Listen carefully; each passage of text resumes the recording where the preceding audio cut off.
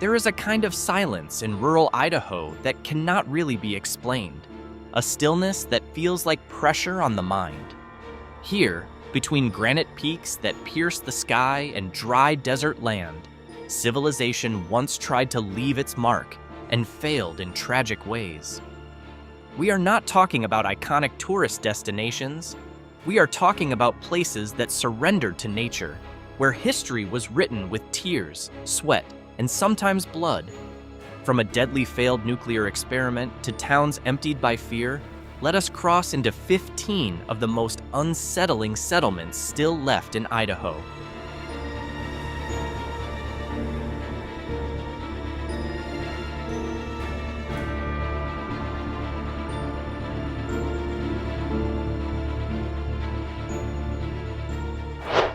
Set on the edge of the vast Idaho National Laboratory, Atomic City now stands as a quiet monument to the ambitious but dangerous atomic age. The town never truly recovered after the SL-1 nuclear reactor accident in 1961, a tragic incident that killed 3 operators and triggered a frightening evacuation. As you drive along its cracked roads, you see houses left behind as if their residents fled only minutes earlier. The local bar, called Atomic City Bar, is often the only visible sign of life, but even inside, the atmosphere still feels heavy. The silence here feels complete. There are no birds, no ordinary whisper of wind, only the strange feeling that this land holds secrets that should not be disturbed.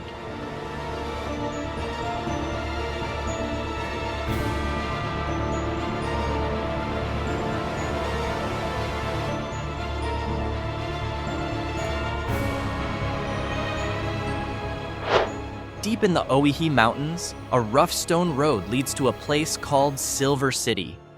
Unlike many ghost towns that have already collapsed into the ground, Silver City still stands with its large original wooden buildings intact. When winter comes, the town becomes completely empty, with not a single resident left because snow cuts off all access. The atmosphere here feels deeply oppressive. The old hotel and church seem as if they are still waiting for guests who died a century ago. Many photographers report the feeling of being watched from behind the tall windows of the Hotel Idaho. Here, time has not simply stopped. It seems to have preserved every sorrow from the failed silver boom.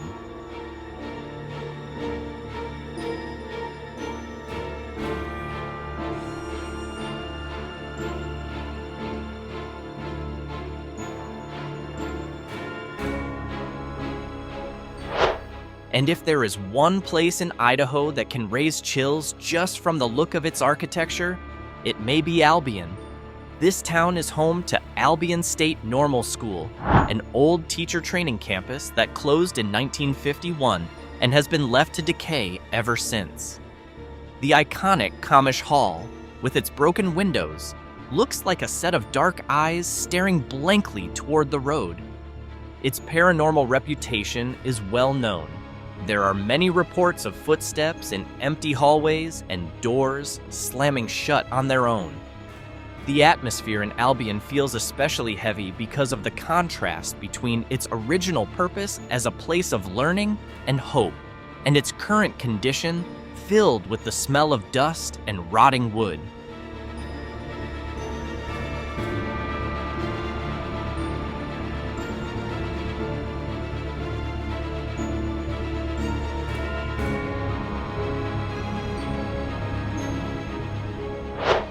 Next, let us look at Spirit Lake. It is not just a beautiful little town by the water, it is also home to one of Idaho's most haunting urban legends. Ever heard of the Lady of the Lake? It is the story of a native woman who drowned herself after being forbidden to marry the man she loved. To this day, Locals and visitors still report seeing the figure of a woman walking across the surface of the lake when thick fog covers the water at dawn. The town has a very calm feeling, but the calm does not feel entirely real. When the sun goes down and fog starts creeping out of the forest toward the main road, the atmosphere becomes deeply isolated. The pine woods surrounding the lake look dark and dense, giving the sense that something is always watching from behind the trees.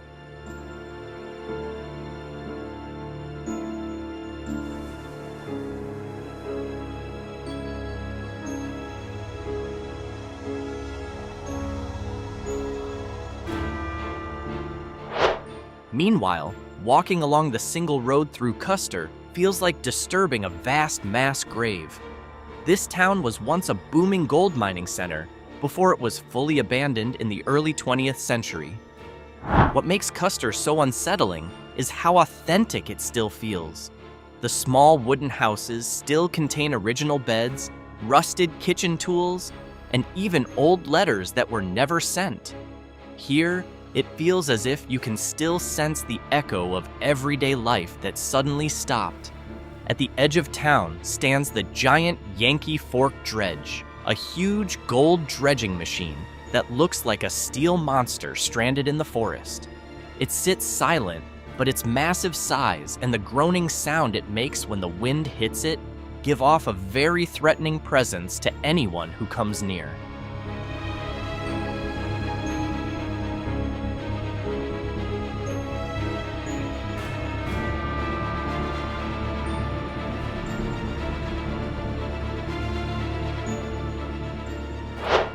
Just a few miles from Custer, Bonanza reveals a darker side of Idaho's mining history. If Custer is a town that was preserved, Bonanza is a town destroyed by bad fortune. Major fires and repeated disease outbreaks struck this place again and again, killing large numbers of people in a short time. The local cemetery in Bonanza is one of the saddest and eeriest places around. Weathered wooden grave markers still mark the graves of children and families who died in poverty. The trees around Bonanza grow thick and lean toward the town, as if the forest is trying to pull the land back into darkness. There is a very real feeling of grief when you stand among the cabin ruins, blackened by fires from the past.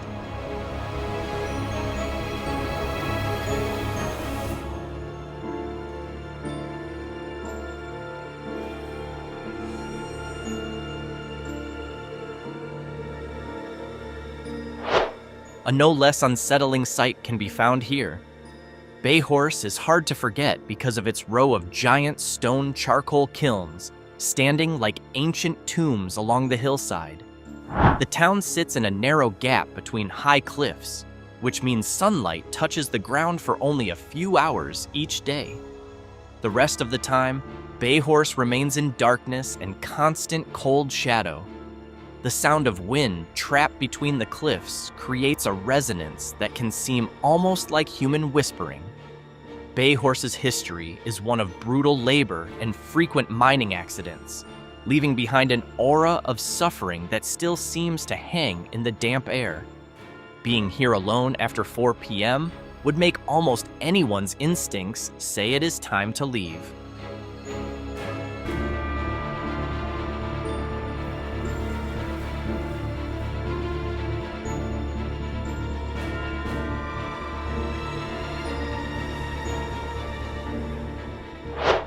Now imagine a single stone building standing in the middle of a dry desert, with no other sign of life for dozens of miles. That is Wickahoney. Long ago, this building served as a rest stop for travelers daring enough to cross the Owyhee Desert.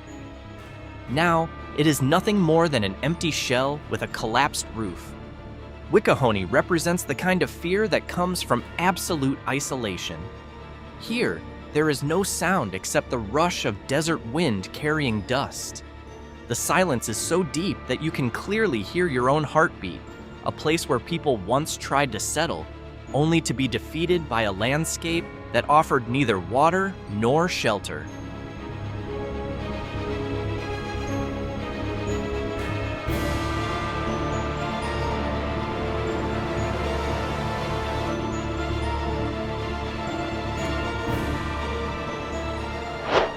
Next is Leesburg, once a major settlement with thousands of residents chasing dreams of gold. But today, reaching Leesburg can feel like a dangerous challenge because the route is so remote and difficult. Nature has taken over Leesburg in a very aggressive way. The wooden cabins that once stood proudly have now sunk into mud or disappeared beneath thick moss. Walking among trees growing through the middle of old living rooms creates the feeling that humans were only a small interruption to the forests of Idaho. In Leesburg, it can feel as if thousands of unseen eyes are watching from the dense Lemhi woods, a kind of paranoia that is hard to shake even after you leave.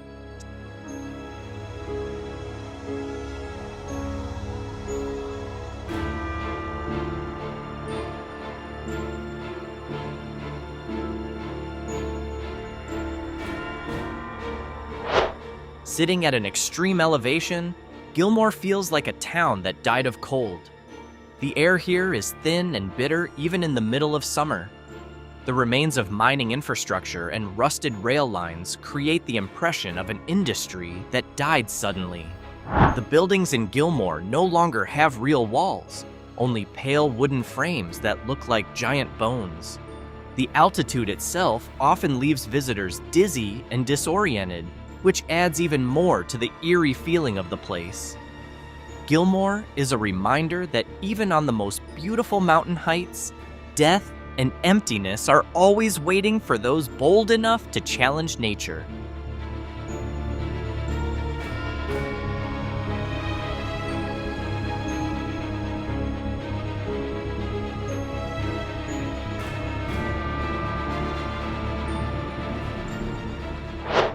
A little lower down, there is Dewey, once known for the legendary Hotel Dewey, a grand building that served as a retreat for mining elites.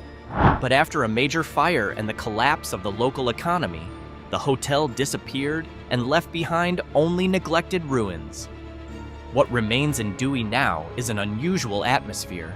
People in the surrounding area often speak of faint piano music drifting from the valley on certain nights. The place feels like it still holds the memory of glory that ended in deep sorrow. Nothing seems to last here. Even the brush grows in twisted and unnatural ways, as if the ground itself refuses to support normal life.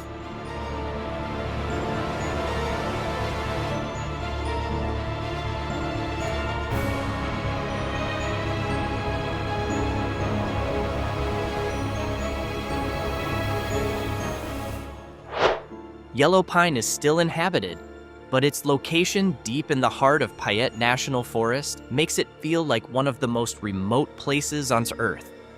To reach it, you have to travel winding dirt roads that run along steep drop-offs. The unease in Yellow Pine comes from the feeling of being trapped by wilderness that is vast, wild, and untouched. Here, the laws of nature seem stronger than the rules of people. There are many stories about people who entered the forest around Yellow Pine and never came back. Life here is extremely quiet, and when winter arrives, snow buries the town so heavily that it creates a powerful psychological weight.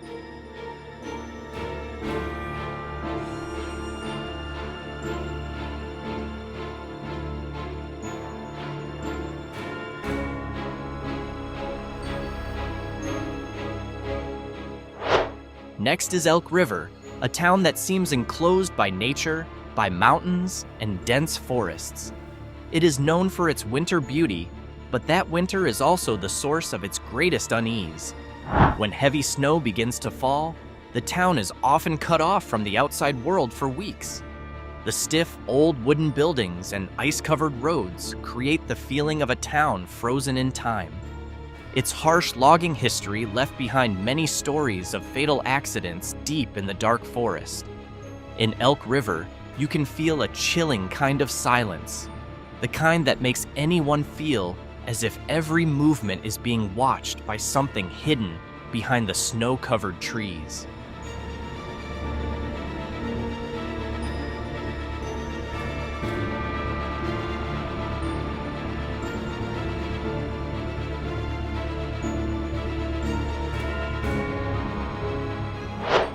A similar feeling lingers in the town of Rocky Bar. It was once an important territorial capital, but now it can barely be found on a map. Hidden behind layers of thick pine forest, Rocky Bar has become a place where time seems to have stopped completely. The remaining structures are so fragile now, covered in vines that look like giant spider webs. There is no sound of wildlife in the area, a strange detail often reported by explorers. Rocky Bar gives the feeling that you have stepped into another dimension, a place where the human world has been completely forgotten by history.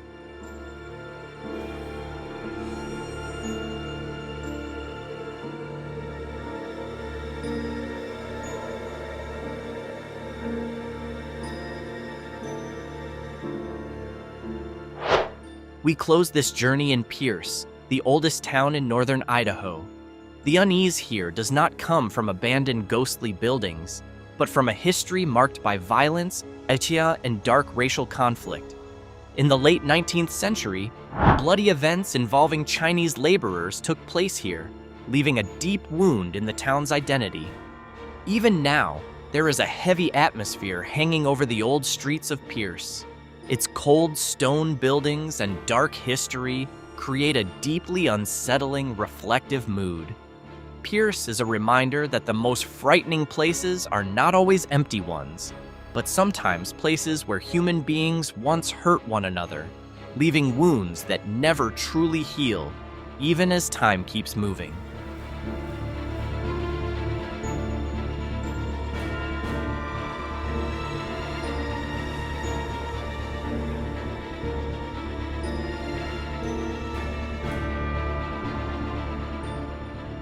From the places we have explored, this side of Idaho stands as a visual reminder of how quickly human traces can be erased from the earth.